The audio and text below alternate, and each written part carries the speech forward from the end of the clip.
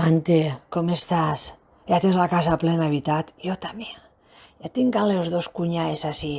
Mare de Déu, tu saps com han vingut? Amb pindongaes. Ai, mira, venint de la peluqueria, l'ocasió ho requereix, però no ha requerit que dugueren un davantal per fer faena. Han vingut i ens han assentat el cul en el comedor. No, és que vaig a veure el rei, que a mi m'agrada molt el que diu. Pues si no eres monàrquica, tu què collons t'importa el que diu el Filipito? Mare de Déu santa, ell és tot per no parar la taula. Elles han vingut en els bracells cruzadets i les esclaves i tot lo de sa mare de l'herència col·locat, perquè ho veig jo. Que les germanes, ai, com nosaltres les xiques ho hem heretat, i al meu home no li va tocar res, a mi no va tocar ni una poca merda. Però elles així a menjar. No, jo a casa d'elles no tinc anar. Més val que vinguen a ma casa que per lo menos soparé, que ni una volta a sa casa d'elles i m'arrearen un pla de bullit. Sí, conte.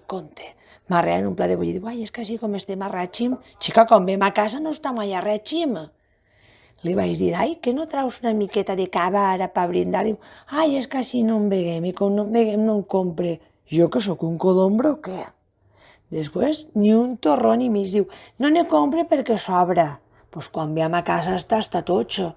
No li sobra res, no. La mala sorra roïn, mare de Déu. Ja ha vingut en un sobre d'estrenes per la xiqueta. Diu, tinc carinyo que la tia té les estrenes per tu. 5 euros li ha donat. Diu, ai, 5 euros n'hi havia soles en el sobre. Me pensava que n'havia fins a 50. Pues no, carinyo, se t'ha olvidat un zero. Que jo te diga, una poca vergonya, però mira, les aguantaré llaua. Però si se'n van pront a casa totes. Així ja me dirà, ai, però és que estic un poquet indisposta, mou i caga en casa, que en ca vindrà a ma casa i me cagarà en casa.